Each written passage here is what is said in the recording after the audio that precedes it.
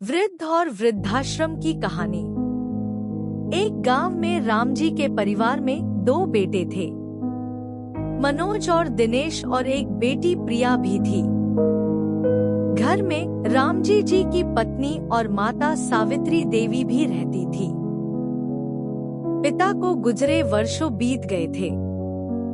राम जी काफी समझदार व्यक्ति थे। घर में खुशी का माहौल था। बच्चे भी दादी को खुश रखते थे, पर यह खुशी ज्यादा दिन तक न रह सकी। हुआ यूं कि राम जी के परिवार में दूर की बुआ घूमने आई। कुछ दिन रही और चली गई। पड़ोस की मिश्रा और यादव जी की पत्नी भी कभी कभी आ जाती और दादी से बातें करके चली जाती। किसी रिश्तेदार का घर आना अर्थात भगवान का घर आना माना जाता है, पर जब ये मेहमान घर में फूट का बीज बो जाते हैं तब मन को दुख होता है। ऐसा ही राम जी की बुआ और उनकी पड़ोसन ने किया। 2-4 दिन बाद दादी के व्यवहार में परिवर्तन होना शुरू हो गया। अब दादी सास बहू के टीवी सीरियल देखने की जिद करने लगी। बच्चों और दादी में कई बार तू मैं होनी शुरू होने लगी।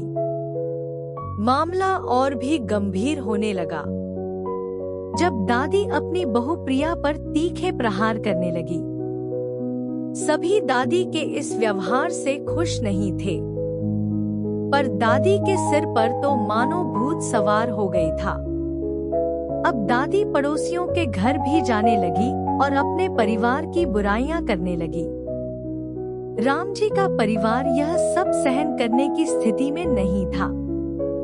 राम जी ने भी पूरी कोशिश की किसी तरह माँ के व्यवहार में पहले जैसा निखार आ जाए, किंतु वे भी असफल रहे। राम जी ने अपनी माँ को कुछ दिन के लिए अपने छोटे भाई के पास भेज दिया ताकि कुछ बदलाव आ जाए। दादी का यही व्यवहार वहाँ भी छोटे भाई और उसकी पत्नी के साथ भी बना रहा। सभी सोच में पड़ गए कि आखिर दादी ऐसा क्यों कर रही है। कुछ दिन बाद दादी वापस आ गई, पर स्थिति वही बनी रही। राम जी ने एक निर्णय लिया और अपनी माँ को शहर के ही एक वृद्धाश्रम में छोड़ आए।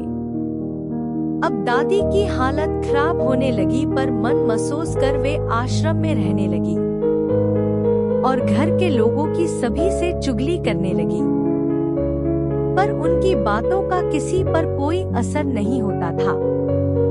वे सब सुनते और मुस्कुरा देते। एक दिन आश्रम में विशेष कार्यक्रम था। जोर शोर से तैयारियां हो रही थी। सभी आज के कार्यक्रम के मेहमान को देखने के लिए उत्सुक थे। कार्यक्रम शुरू हुआ तो मेहमान की कुर्सी पर राम जी विराजमान थे। उन्हें देखते ही उनकी माँ जोर जोर से चिल्ला लगी। लोगों ने किसी तरह उन्हें चुप कराया। आश्रम के महोदय ने राम जी का स्वागत किया और इस आश्रम की स्थापना के लिए राम जी को सम्मानित किया। अगले दिन राम जी के बारे में किसी ने उनकी माँ को बताया कि आपके बेटे ने ही इस आश्रम की स्थापना की थी ताकि घर से बेघर हुए माता पिता को इस आश्रम में जगह मिले और वे अपना जीवन आराम से गुजार सके। एक और अच्छी बात यह है कि जिन बच्चों के माता पिता ने अपने बच्चों के साथ बुरा बर्ताव किया, उन्हें भी वे अपनी कोशिशों से उनके घर वापस भेज देते हैं ताकि उनके घर में पहले जैसी खुशियां वापस लौट सके।